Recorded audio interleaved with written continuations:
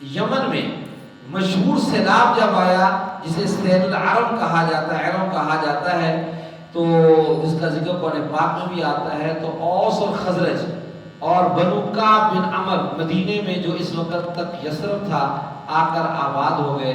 کچھ عرصہ بعد ان کا وہاں پہلے سے موجود یہودیوں بنو قریظہ اور بنو نذیر سے معاہدہ ہو گیا، اور انہوں نے پھر یہاں پر خوب ترقی کی۔ معاہدہ جو ہو گیا، یہاں رہنے کے لیے کچھ شرائط طے ہو گئی، انہوں نے خوب ترقی کی۔ تو مشرکین کے 2 قبیلے آباد تھے، اوس اور خزرج، اور یہودیوں کے 3 قبیلے آباد تھے، بنو قریظہ، بنو نذیر اور بنو قینقاع۔ اچھا،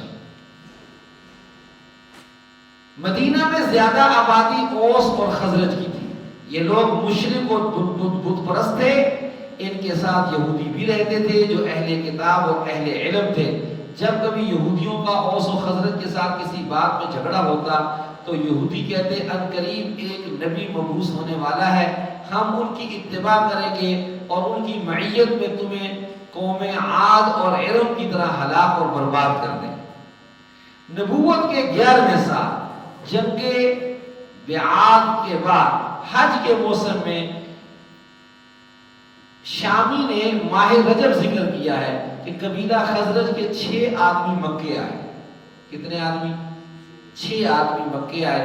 ان کے نام بھی ذکر کیے ہیں، ابو امامہ اسد بن زرارہ، انہوں نے صحابہ میں سب سے پہلے 1 ہجری میں وفات پائی۔ اوف بن حارث یہ بدر میں شہید ہوئے۔ رافع بن مالک بن اجلان یہ جنگ احد میں شہید ہوئے۔ قطبہ بن عامر بن جدیدہ یہ عقبہ کے دونوں بیعتوں میں شریک رہے۔ عقبہ بن عامر بن زید اور جابر بن عبداللہ یہ جنگ بدر میں شریک تھے۔ جابر کے نام سے جو صحابی مشہور ہیں وہ جابر بن عبداللہ بن حرام ہے، وہ الگ ہے۔ یہ جابر بن عبداللہ بن رعاب ہیں، ان کے بارے میں روایتوں میں اختلاف ہے۔ بعضوں نے عقبہ بن عامر بن زید کی جگہ ابو الحسن بن تیحان کا نام لیا۔ یہ 6 افراد آئے اور انہوں نے اسلام قبول کیا۔ انہوں نے اسلام قبول کیا۔ یہ کون سا سن تھا جی؟ نبوت کا 11واں سال۔ یہ جب معراج کا سفر ہو چکا، واپس حضور تشریف لائے، تو اسی سال حج کے موسم میں یہ حضرات 6 کے جو ہیں وہ مکہ آئے۔ سنا تو ہوا تھا انہوں نے کن سے؟ یہود کے ساتھ رہنے کی وجہ سے کہ آخری نبی ایک آنا ہے، اور یہ بھی پسے ہوئے بھی تھے، یہودیوں کے ستائے ہوئے بھی تھے۔ تو ان کے دل میں تھا کہ ان کے سبقت کرنے سے بہتر ہے ہم پہلے سبقت کر کے ان کو اس نبی کا کلمہ پڑھ لیں۔ تو انہوں نے حضور رحمت اللہ علیہ صلی اللہ علیہ وسلم کا کلمہ پڑھا، مسلمان ہو گئے، اور پھر یہ واپس تشریف لائے مدینہ منورہ۔ جب یہ واپس مدینہ آئے تو بعض اہل سیر ان کے نام ذکر کرتے ہیں کہ نبوت کے پھر 12ویں سال، ایک سال تو 6 آدمی آئے، نبوت کے 12ویں سال پھر حج کے دنوں میں مدینہ منورہ کے 12 آدمی آئے۔ پہلے سال کتنے تھے؟ 6 نے دعوت دی، واپس جا کے تو اگلے سال کتنے آئے؟ 12۔ 6 ایک کو دعوت دی تو کتنے ہو گئے؟ 12 افراد حضور صلی اللہ علیہ وسلم کے سے ملنے کے لیے مکہ حاضر ہوئے۔ ان میں 5 کوئی اسد بن زرارہ، اوف بن حارث، رافع بن مالک، قطبہ بن عامر، عقبہ بن عامر، انہی 6 آدمیوں میں سے تھے جو اس سے پہلے 11 ہجری میں ایمان لائے تھے۔ 7 آدمی نئے تھے جن کے نام معاذ بن حارث، صفوان بن قیس اور عبادہ بن صامت، یزید بن ثعلبہ سالیہ، اور عباس بن عبادہ اور ابو الحسن مالک ابن تیحان اور اویم ابن ساعدہ۔ یہ کل 7 اور پہلے 5، یہ کل 12 افراد جو ہیں یہ حضور نبی مکرم صلی اللہ علیہ وسلم کے پاس آئے۔ ان 12 حضرات نے منا میں عقبہ کے قریب رات کے وقت آپ صلی اللہ علیہ وسلم کی خدمت میں حاضر ہو کر ان امور پر بیعت کی۔ اب وہ امور سنیں۔ پہلی بات، اللہ کے ساتھ کسی کو شریک نہیں ٹھہرائے۔ بیعت کس بات پر ہے؟ اللہ کے ساتھ کسی کو شریک نہیں ٹھہرائیں گے، اور صرف عبادت کس کی کریں گے؟ اللہ جل جلالہ کی کریں گے۔ نمبر 2، چوری اور زنا نہیں کریں گے، چوری اور زنا نہیں کریں گے۔ نمبر 3، اپنی اولاد یعنی لڑکیوں کو زندہ درگور نہیں کریں گے۔ نمبر 4، کسی پر تہمت نہیں لگائیں گے۔ نمبر 5، ہر اچھی بات میں نبی اکرم صلی اللہ علیہ وسلم کی اطاعت کریں گے۔ اگر یہ شرائط پوری کریں تو ان کے لیے جنت ہوگی، ورنہ ان کا معاملہ اللہ کے سپرد ہوگا، چاہے وہ عذاب دے چاہے وہ بخش دے۔ جب یہ لوگ واپس جانے لگے تو حضور صلی اللہ علیہ وسلم نے انصار مدینہ کی خواہش پر 12 ہجری کو، 12 نبوی کو، جب کتنے افراد آئے؟ 12 افراد آئے۔ 12 نبوی کو حضور صلی اللہ علیہ وسلم نے ان کے ساتھ ایک مبلغ بھی بھیجا۔ ایک کون بھیجا؟ مبلغ، داعی۔ کون؟ حضرت مصعب بن عمیر رضی اللہ تعالی عنہ۔ کس لیے بھیجا؟ کہ وہاں کے لوگوں کو، مدینے کے رہنے والوں کو قرآن سکھائے۔ اور یہ شروع کے اسلام لانے والوں میں سے تھے اور بڑے فصیح و بلیغ انسان تھے، اور یہ اپنے زمانے کے بڑے مالدار لوگوں میں سے تھے، لیکن جب اسلام قبول کیا نا تو پھر بڑی تنگی کی زندگی انہوں نے گزاری۔ مصعب بن عمیر رضی اللہ تعالیٰ عنہ نے، وگرنہ پہلی زندگی ان کی بڑی شہزادوں والی زندگی تھی، لیکن اسلام کے لیے پھر انہوں نے تکالیف اٹھائیں۔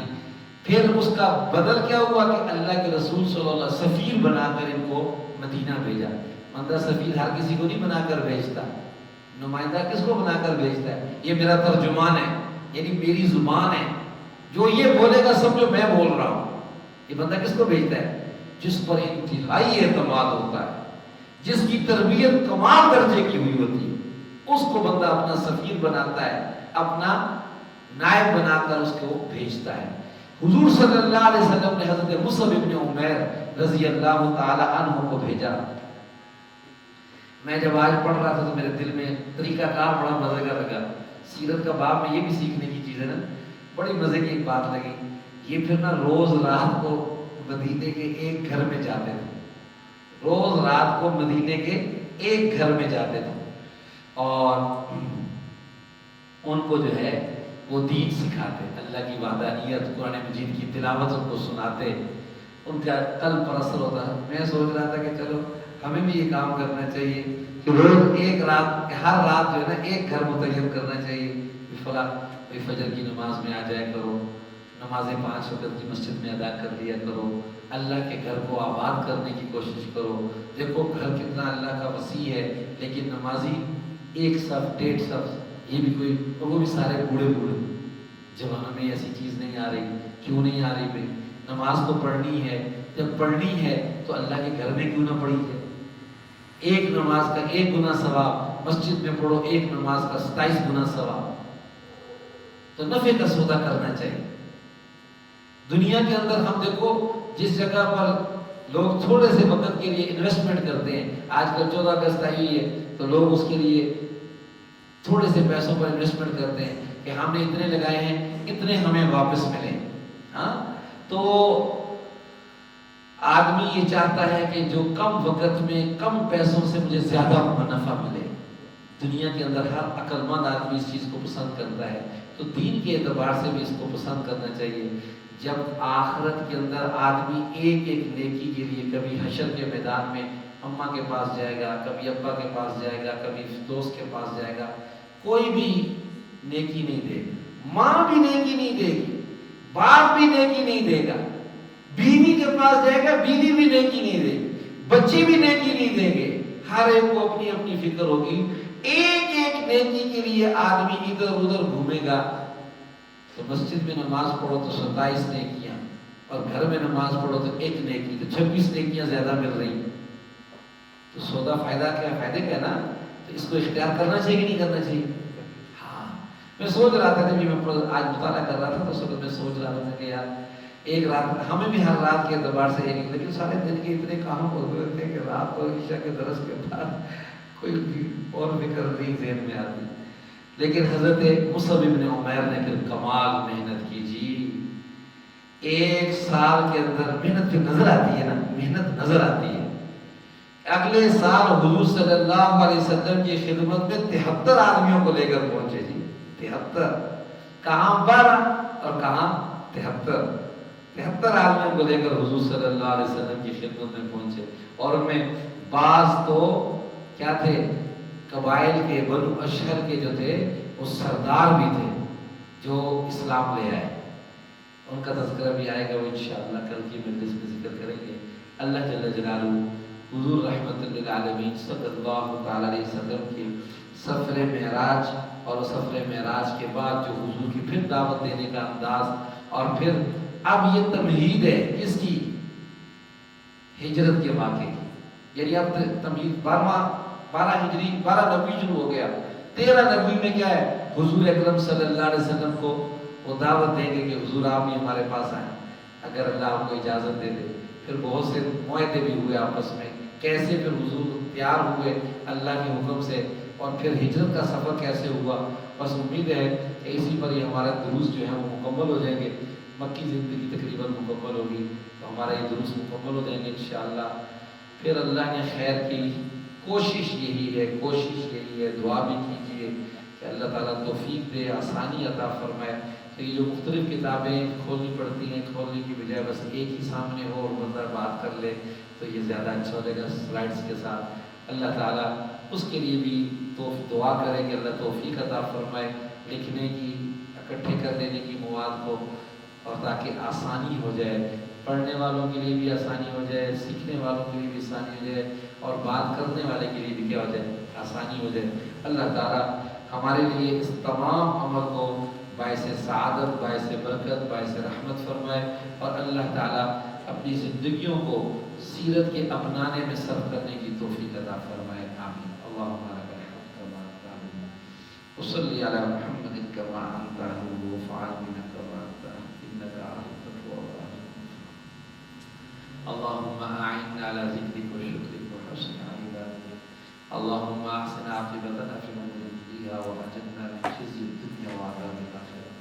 یا اللہ ہم سب کی یہ حاضری اپنی بارگاہ میں قبول فرما, توشہ آخرت توشہ نجات بنا.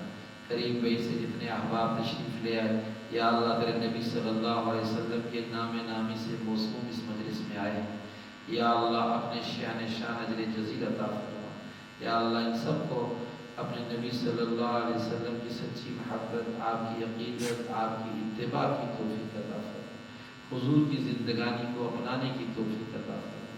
حضور کے طریقہ زندگی کو اپنی زندگی میں لانے کی توفیق عطا فرما.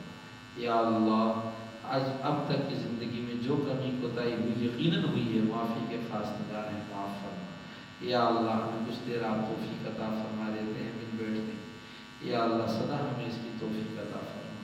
یا اللہ سدا نیکی اور تقوی کی توفیق عطا فرما. اس کی بدولت حضور رحمت للعالمین صلی اللہ علیہ وسلم کے در اقدس کی اور اپنے گھر کی مقبول مبرور باادب بار بار حاضری نصیب فرما. یا اللہ جتنے بیمار ہیں شفا عطا فرما, جو دنیا سے رخصت ہو گئے جوار رحمت میں جگہ عطا فرما. آمین آمین آمین بجاہ سید المرسلین. جزاکم اللہ خیر و احسن الی جزاء.